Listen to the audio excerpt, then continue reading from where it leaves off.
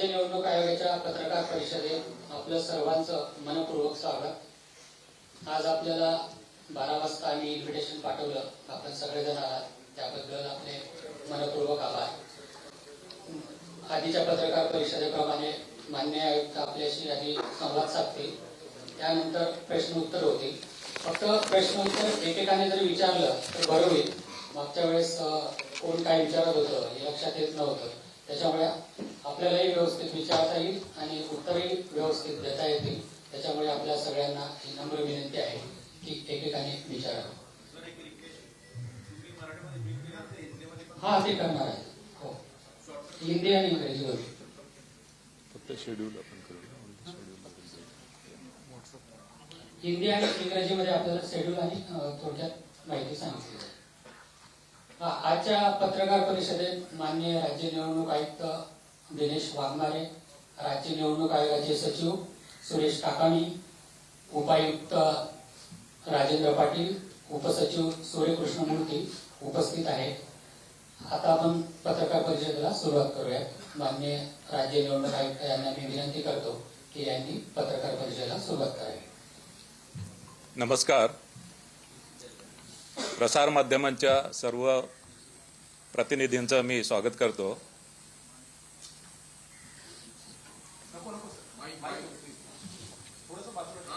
आजच्या या पत्रकार परिषदेमध्ये मुदत संपलेल्या स्थानिक स्वराज्य संस्थांच्या निवडणुका 31 जानेवारी 2026 अखेरपर्यंत घेण्याचे नियोजन आणि त्या दृष्टीने केलेली कार्यवाही यासाठी आजची पत्रकार परिषद इथे आयोजित केलेली आहे।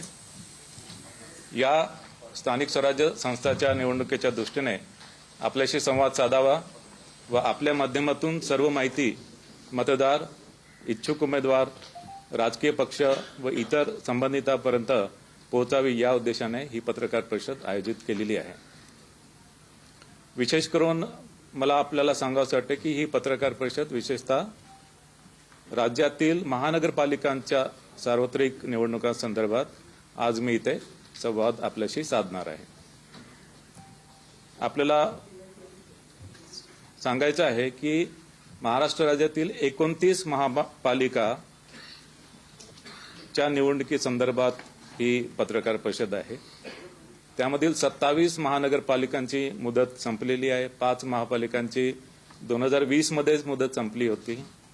18 महापालिकांची मुंबईसहित 2022 मध्ये मुदत संपली आहे आणि 4 महापालिकांची मुदत ही 2023 मध्ये संपली होती।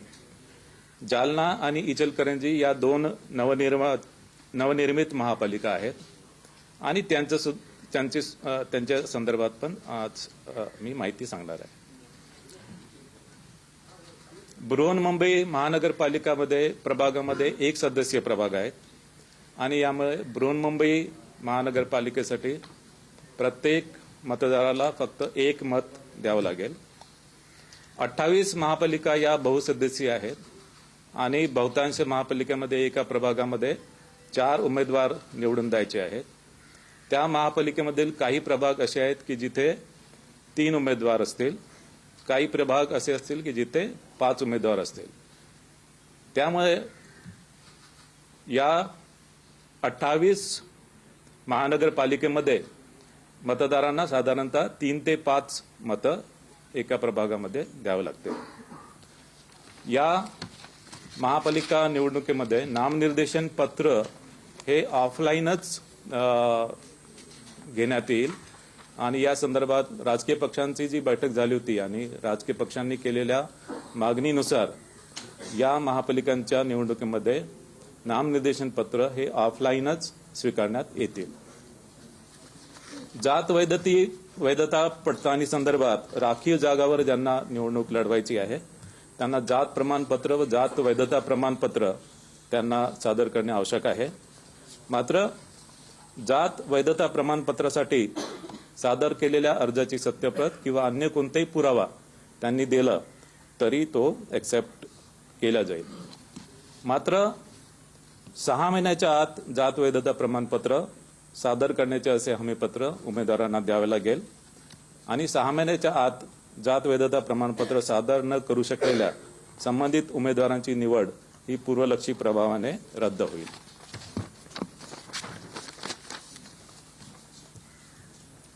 या निवडणुकीमध्ये एकूण मतदार हे 3,48,78,017 असणार आहेत. त्यापैकी पुरुष मतदार 1,81,93,666 असतील.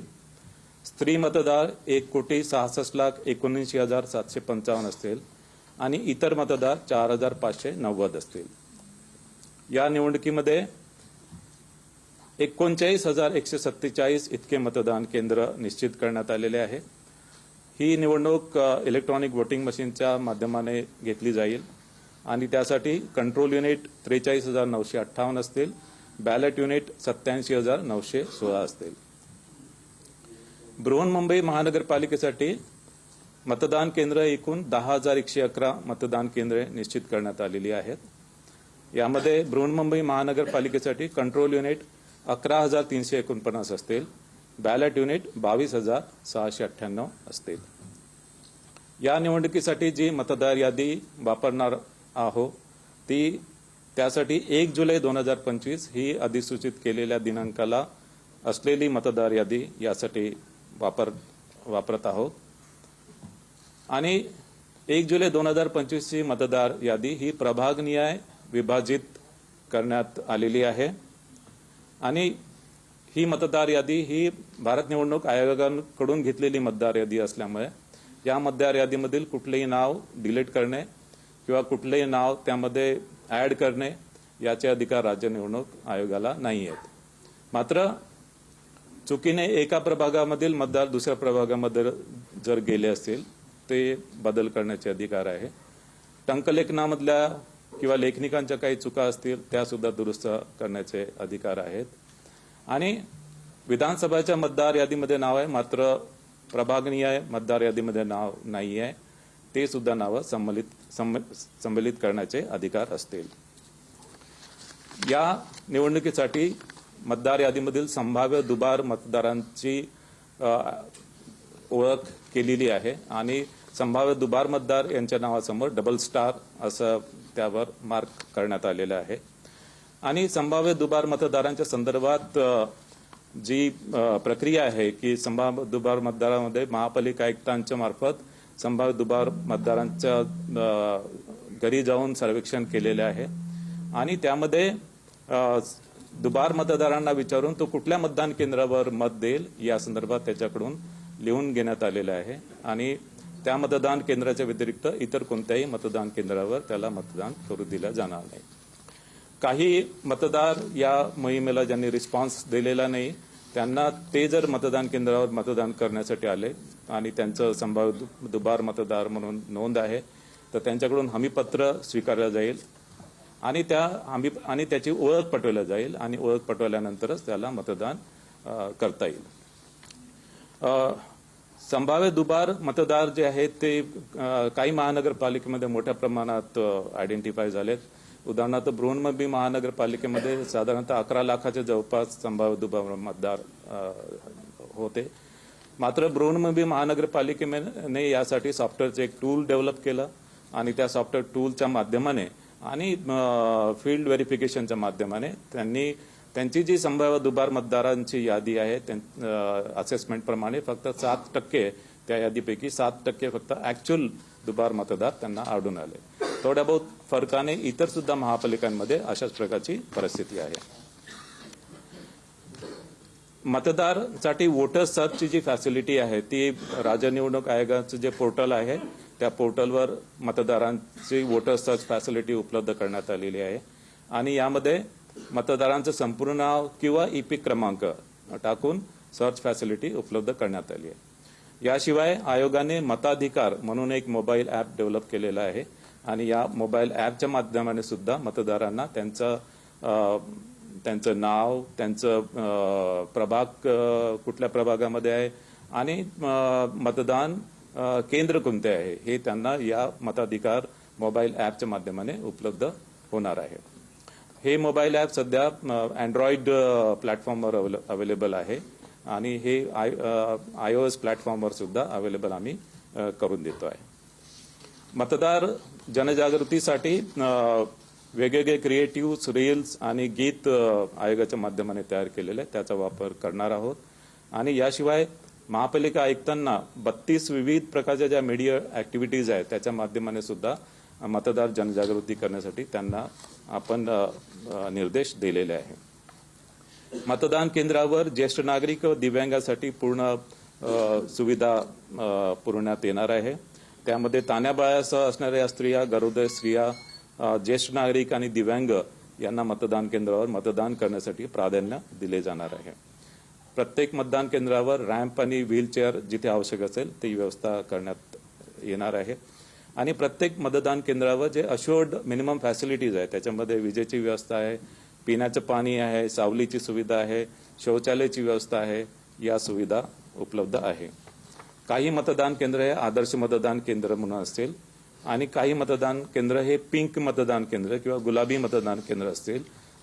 या मतदान केंद्रामध्ये मतदान केंद्रातील सर्व अधिकारी कर्मचारी, सर्व सुरक्षा कर्मचारी हे महिला असतील. या निवडणुकीसाठी निवडणूक निर्णय अधिकारी म्हणून 290 अधिकाऱ्यांची नेमणूक करण्यात आलेली आहे आणि सहाय्यक निवडणूक निर्णय अधिकारी म्हणून 870 अधिकाऱ्यांची नेमणूक करण्यात आली आहे. याशिवाय या निवडणुकीसाठी 1,96,605 इतके कर्मचारी निश्चित करण्यात आलेले आहे. प्रचार कालावधी संपल्यानंतर मुद्रित, इलेक्ट्रॉनिक आणि समाज माध्यमाद्वारे प्रचारविषयक जाहिराती प्रसारित करता येणार नाही. या निवडणुकीसाठी मतदान समाप्तीच्या 48 तास अगोदर प्रचारावर निर्बंध राहणार आहे.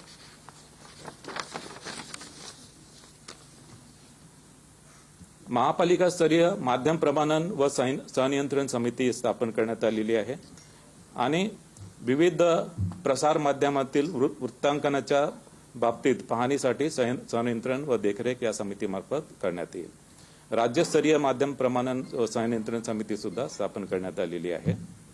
याशिवाय राजकीय पक्षांशी वेळोवेळी संवाद साधण्यात आलेला आहे. राजकीय पक्षांसोबत बैठका घेऊन त्यांच्या सुद्धा सूचना विचारात घेण्यात आलेल्या आहे. स्टार कॅम्पेनरची संख्या ही 20 वरून 40 करण्यात आलेली आहे. आता मी थोडक्यात आकडेवारी सांगतो.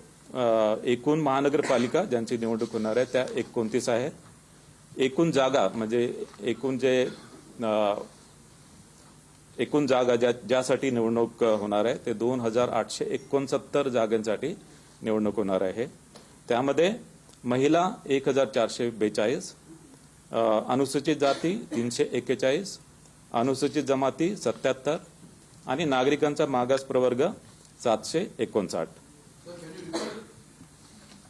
एकूण महानगरपालिका 29, एकूण जागा 2,869, महिला 1,442, अनुसूचित जाती 341, अनुसूचित जमाती 77, नागरिकांचा मागास प्रवर्ग 759. या निवडणुकीमध्ये ज्या निवडणुकीच्या खर्चावर जी मर्यादा आहे, बृहन्मुंबईसह अ वर्ग महानगरपालिकेसाठी 15 लाख, ब वर्ग महानगरपालिकेसाठी 13 लाख, क वर्ग महानगरपालिकेसाठी 11 लाख आणि ड वर्ग महानगरपालिकेसाठी 9 लाख.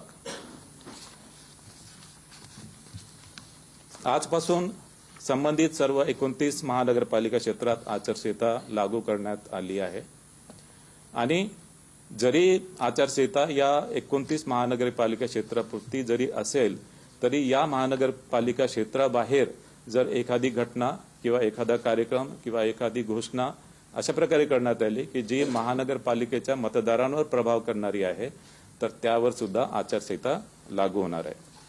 मात्र ही आचारसंहिता नैसर्गिक आपत्तीच्या उपाययोजना आणि ज्या वेगवेगळ्या प्रकारच्या ज्या डिझास्टर्स येतात त्यासाठी मदतीसाठी ही आचारसंहिता यामध्ये आडकाठी असणार नाही.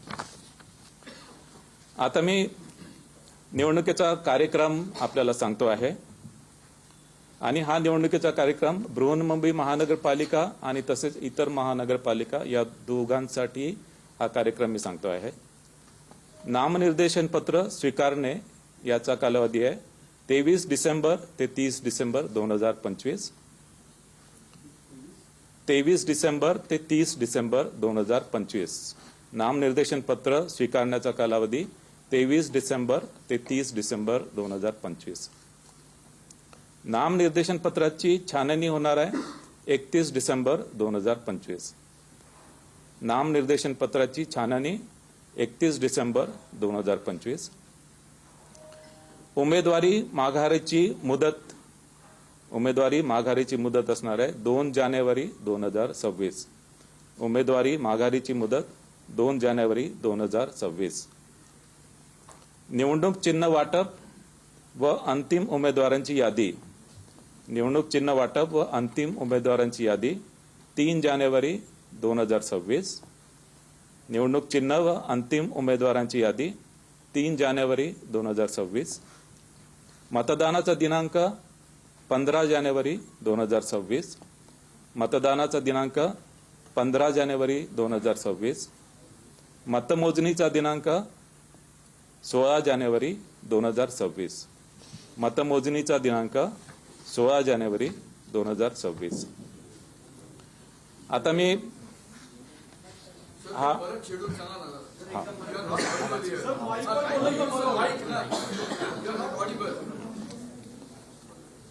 निवडणुकीचा कार्यक्रम मी पुन्हा एकदा सर्वांना सांगतोय आणि हा निवडणुकीचा कार्यक्रम बृहन्मुंबई महानगरपालिका व इतर महापालिका या दोघांसाठी मी सांगतोय. दोघांसाठी डेट्स जे आहेत त्या डेट्स मी आपल्याला सांगतोय.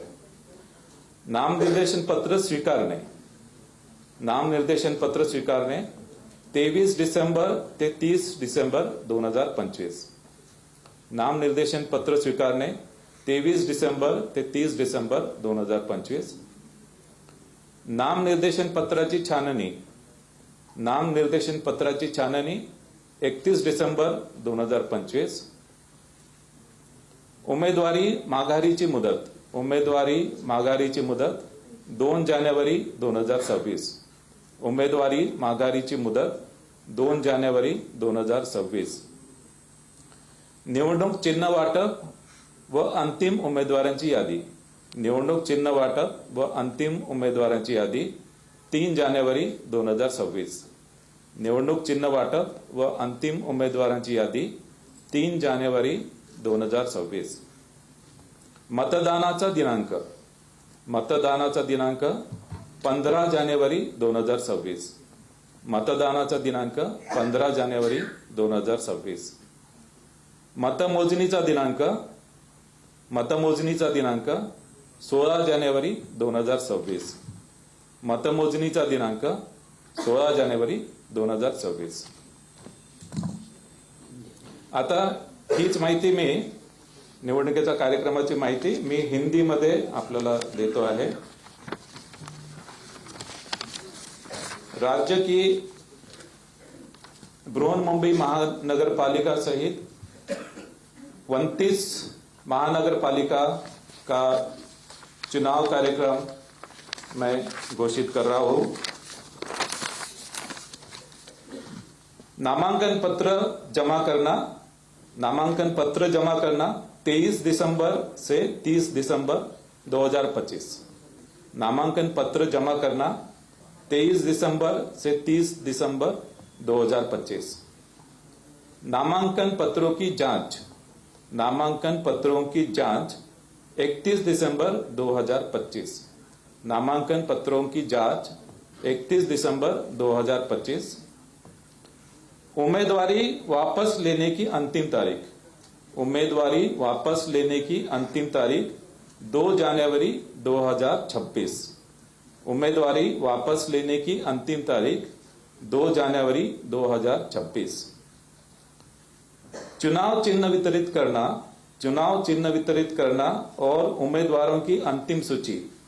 चुनाव चिन्ह वितरित करना और उम्मीदवारों की अंतिम सूची 3 जनवरी 2026. चुनाव चिन्ह वितरित करना और उम्मीदवारों की अंतिम सूची 3 जनवरी 2026. चुनाव की तारीख. चुनाव की तारीख 15 जनवरी 2026. चुनाव की तारीख 15 जनवरी 2026. मतगणना. मतगणना 16 जनवरी 2026. मतगणना 16 जानेवारी 2026. Now I will tell this election program in English. I am declaring the election schedule of 29 municipal corporation in Maharashtra. Filing of nomination 23rd December to 30th December 2025. Filing of nomination 23rd December to 30th December 2025. Scrutiny of nomination 31st December 2025. Scrutiny of nomination 31st December 2025. Withdrawal of candidature 2nd January 2026. Withdrawal of candidature 2nd January 2026. Allotment of election symbol and final list of contesting candidate. Allotment of election symbol and final list of contesting candidate 3rd January 2026. Allotment of election symbol and final list of contesting candidate 3rd January 2026. Date of poll 15th January 2026. Date of poll 15th January 2026. Counting of votes 16th January 2026. Counting of votes 16th January 2026. So this is the election schedule. तर अशा प्रकारे हा निवडणूक कार्यक्रम घोषित करण्यात आलेला आहे आणि यानंतर आपण प्रश्नोत्तराला सुरुवात करू. अंतिम दिवस होता प्रसिद्ध करण्याचा, परंतु आपल्या निवडणूक आयोगाच्या वेबसाईटवर अंतिम यादी प्रसिद्ध नाही आहे किंवा ज्या प्रिंटआउट राजकीय पक्षांनी दिल्या जाणार होत्या त्या कुठल्याही प्रिंटआउट अद्याप दिला जात नाहीये. मुंबई महापालिकेचे बालमावर सांगतायत, त्यांनी सांगितलं आहे की मतदार यादीच्या प्रिंटआउट लगेच देऊ नका. पहिल्या काही मतदार यादीच्या प्रिंटआउट मध्ये काहीतरी घोळ असल्याचं दिसून येते. हे नसताना अचानकपणे तुम्ही एवढी घाई करत असं फक्त बृहन्मुंबई महानगरपालिकेच्या संदर्भात मतदार यादींच्या याच्यामध्ये टेक्निकल इश्यू होता. तो टेक्निकल इश्यू सॉर्ट आउट झालेला आहे आणि आता कुठल्याही प्रकारचा टेक्निकल इश्यू त्याच्यामध्ये राहिलेला नाही आणि मतदार यादींबाबत कुठल्याही प्रकारचा घोळ नाही आहे आणि जो थोडा एक इश्यू आलेला होता तो आम्ही सॉर्ट आउट केलेला आहे.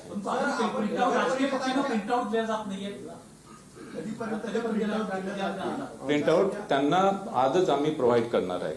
सर्व राजकीय नगर परिषदेच्या निवडणुका ज्या पद्धतीने पुढे ढकलण्यात आल्या होत्या, काही कारणास्तव काही तांत्रिक गोष्टी आढळल्या, न्यायालयामध्ये काही लोक गेली, त्यानंतर त्याची तारीख पुढे ढकलण्यात आली. तशा पद्धतीचा व्यत्यय या महानगरपालिका निवडणूक कार्यक्रमामध्ये येऊ नये यासाठी निवडणूक आयोगाने काही विशेष खबरदारी यावेळी घेतली आहे का? नगर परिषद नगरपंचायतच्या निवडणुकीच्या संदर्भात जी निवडणूक पुढे ढकलल्या गेली त्यामध्ये कारण होतं की त्याच्यामध्ये अपील जे आहे ते अपील ऍक्च्युली ज्याप्रमाणे 3 दिवसाच्या आतमध्ये निघायला पाहिजे होते ते अपील वेळोवेळी निकाली निघालेले नाहीये आणि त्याच्यामुळे त्यांना जो विड्रॉलचा जो पिरियड आहे तो विड्रॉलचा पिरियड पुरेसा मिळाला नाही. त्याच्यामुळे त्या निवडणुका पुढे ढकलण्यात आल्या होत्या. यामध्ये नगर परिषदेमध्ये 6,800 जागांसाठी निवडणूक होती आणि जी निवडणूक पुढे ढकलण्यात आली ती 154 जागांसाठी, ते फक्त 2% जागांसाठी ती निवडणूक पुढे ढकलण्यात आली होती. महानगरपालिकेच्या संदर्भात कुठल्याही प्रकारचा कायदेशीर विषय किंवा कुठल्याही प्रकारचा याच्यामध्ये अॅनोमली होणार नाही याची पूर्ण आम्ही दक्षता घेतली आहे आणि पूर्ण दक्षता घेऊनच हा कार्यक्रम आम्ही जाहीर केलेला आहे.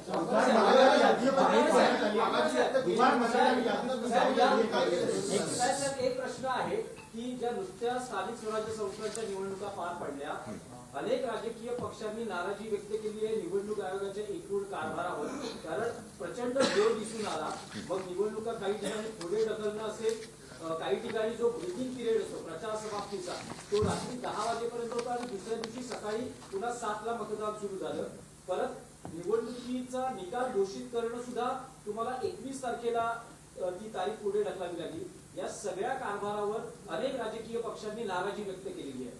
तुमचं मत काय? मुख्यमंत्र्यांनी नाराजी व्यक्त केली. नाही, यामध्ये ऍक्च्युली जी निवडणूक पुढे ढकलण्यात आली त्यामध्ये त्याला कारण होतं, कारण की ज्या ठिकाणी अपील फाईल झालेले होते त्या अपील डिसाईड करण्यासाठी उशीर झाला आणि तो अपील डिसाईड करण्यासाठी उशीर झाला म्हणून तिथे उमेदवारी मागे घेण्याची विड्रॉलसाठी जी 3 दिवसाची जी मुदत आहे रूल नंबर 17(ब) प्रमाणे 3 दिवसाची मुदत तिथे देता आली नाही आणि त्याच्यामुळे त्या निवडणुका आपण पुढे ढकलल्या. ऍक्च्युली ज्या निवडणुका पुढे ढकलल्या नाही त्यांचं जे मतमोजणीचं जे काम आहे ते आम्ही 3 डिसेंबरलाच ठेवलेलं होतं. मात्र माननीय उच्च न्यायालयाच्या आदेशाप्रमाणे ही जी मतमोजणी आहे मतमोजणी आता ज्या निवडणुका पुढे ढकलल्या आहेत त्या सर्व आणि 2 डिसेंबरला जे मतदान झालेलं आहे आणि आता 20 डिसेंबरला ज्या निवडणुका होणार आहे यानंतर सर्वांचंच मतमोजणी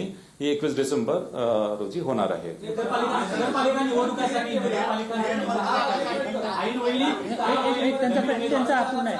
रात्री 10 वाजेपर्यंत आदल्या दिवशी रात्री 10 वाजेपर्यंत प्रचाराचा तुम्ही कालावधी ठेवला आणि सकाळी 7ला मतदान जो ब्रीदिंग पिरियड होता त्यावरही आक्षेप नाही, ब्रीदिंग पिरियड जो आहे त्याच्यामध्ये कारण की या ज्या आम्ही निवडणुका घेतो या ज्या संबंधित जे कायदे आहेत संबंधित अधिनियम आणि कायदे नियम आहेत त्याप्रमाणे घेतो.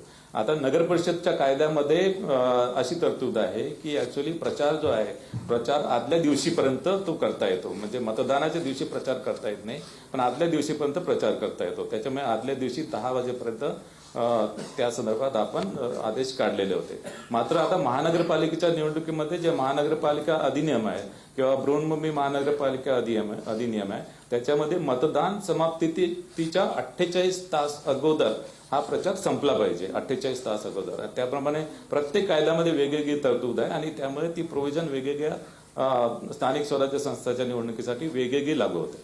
आज के दिन में 29 कॉर्पोरेशन का फाइनल वोटिंग लिस्ट पब्लिश होने वाला था. अगर इसके बाद भी डुप्लीकेट वोटर्स या एक वोट से दूसरे वोट में वोटर्स पाए जाते हैं तो वो प्रोसेस होगा क्या, वो करेक्शन होता रहेगा? नहीं, देखो इसमें आज एक्चुअली फाइनल वोटर लिस्ट भी होगी तो भी मतदान केंद्र की जो लिस्ट है मतदान केंद्र की लिस्ट है ये 20 दिसंबर को ये मतदान केंद्र की लिस्ट उसमें फाइनल होंगी और उसके बाद में यानी मतदान केंद्र वाइज जो वोटर लिस्ट है वो 27 दिसंबर को होंगी. 27 उसकी डेट 27 दिसंबर है. तो ये जो दुबार मतदार एक्चुअली उसमें अगर दुबार मतदार नहीं है तो उसका जो डबल स्टार जो है तो डबल स्टार निकालने की जो प्रक्रिया हम 27 दिसंबर तक कर सकते हैं. 27 दिसंबर और 27 दिसंबर के बाद भी अगर दुबार मतदार अगर कुछ हमें दिखाई दिए कि जो दुबार नहीं है तो जो प्रिसाइडिंग ऑफिसर के पास जो इलेक्ट्रोल रोल जाएगा उसको mark copy of electoral roll है उसमें हम उसमें रिकॉर्ड करेंगे. अचानक नोटिफिकेशन काढण्याची परंपरा जी आहे ती नगरपालिका निवडणुकांमध्ये पाहायला मिळाली. खास करून डमी उमेदवाराच्या संदर्भात एकच सूचक असताना आणि तुम्ही कॉलम 1चाच दिलेला असताना अचानक तुम्ही शेवटच्या दिवशी ज्या दिवशी छाननी आहे त्या दिवशी सांगता की तुम्ही 5 सूचक पाहिजे. ते अचानक जे नोटिफिकेशन जे आहे तुम्ही यावेळी खंडित होणार आहे का आणि अचानक नोटिफिकेशन काढणे या संदर्भात राजकीय पक्षांसोबत बैठक झाली आणि जे काही आम्ही क्लॅरिफिकेशन दिलेले होते क्लॅरिफिकेशन ऍक्च्युली राजकीय पक्षांनी किंवा उमेदवारांनी ज्याप्रमाणे आमच्याकडे रिप्रेझेंटेशन केलेलं होतं त्या रिप्रेझेंटेशन अनुसार आम्ही आमचं जे इन्फरन्स आहे त्या इन्फरन्स प्रमाणे आम्ही मार्गदर्शन केलं होतं. या निवडणुकांमध्ये विशेषतः डमी उमेदवारांच्या बाबतीत किंवा आपण ज्याला पर्यायी उमेदवार राजकीय पक्षांशी 2 दिवसाआधीच बैठक झालेली आहे. त्यांना जी रूल्स आहे ते रूल्स आम्ही समजून सांगितलंय त्याच्यामध्ये त्यांचं समाधान झालेलं आहे आणि त्यामध्ये कुठल्याही प्रकारचा बदल किंवा कुठल्याही प्रकारचं आम्ही या संदर्भात डेव्हिएशन करणार नाही.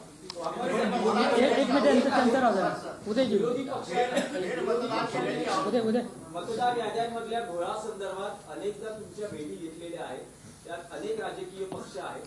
अशा सगळ्या राजकीय पक्षांचं निवडणूक आयोगानं समाधान केलं आहे का आणि आज पत्रकार परिषदेतून तुम्ही आश्वस्त करू शकता का या राजकीय पक्षांना की हे सगळे मतदार याद्यांमधले घोळ मिटवण्यात आलेले आहेत? राजकीय पक्षांची बैठक मी निवडणूक घोषित करण्यापूर्वी केली. त्यासाठीच मी राजकीय पक्षांचा विश्वास संपादन करूनच ही निवडणूक घोषित केलेली आहे. त्यांना दुबार मतदारांबाबत माहिती दिली. त्यांना वोटर सर्च बाबत अनेक शंका कुशंका होत्या त्या सुद्धा त्यांना पोर्टलवर त्यांना पूर्ण दाखवण्यात आला. वोटर्स सर्च फॅसिलिटी त्यांना दाखवण्यात आली. मताधिकार ऍप त्यांना दाखवण्यात आलेला आहे.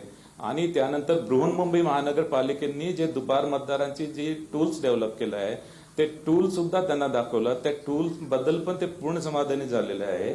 आणि हे टूल इतर सुद्धा महानगरपालिकांमधून वापरा अशा प्रकारचं पण रिकमेंडेशन त्यांनी केलेलं आहे. आणि इतर महानगरपालिका जसं पिंपरी चिंचवड महानगरपालिकेने त्यांच्याकडे टूल डेव्हलप केलेला आहे. आणि या टूलच्या माध्यमाने दुबार मतदार जे आहेत, टोटल दुबार मतदार ऍक्च्युअल जे दुबार आहेत ते फक्त 5% ते 20%च आढळून आले. जास्तीत जास्त 20%, कमीत कमी 5%. बृहन्मुंबई महानगरपालिकेच्या बाबतीत ते फक्त 7% आढळून आले आहे. महानगरपालिका जाहीर केलेलं आहे. मात्र 2 महानगरपालिका चंद्रपूर याचं आरक्षण देखील 50% पेक्षा जास्त आहे. तर त्यामुळे पुन्हा त्या कोर्टातून कुठला त्रास होऊ शकतो का? आणि त्यासाठी पुन्हा काही प्रक्रिया करता लागणार आहे का? यामध्ये नागपूर आणि महानगरपालिकेचं 50% पेक्षा जास्त आरक्षण आहे. यामध्ये माननीय सर्वोच्च न्यायालयाने जे आदेश दिलेले आहे, सर्वोच्च न्यायालयाने आदेश दिलेले आहे की जरी ज्या महानगरपालिकांचं आरक्षण 50%च्या वरती जरी जात असेल तरी त्यांच्या निवडणुका तत्काळ कंडक्ट करण्याचे त्यांनी निर्देश दिलेले आहेत. आणि या सर्व निवडणुका या माननीय सर्वोच्च न्यायालयाच्या अंतिम आदेशाच्या अधीन असतील.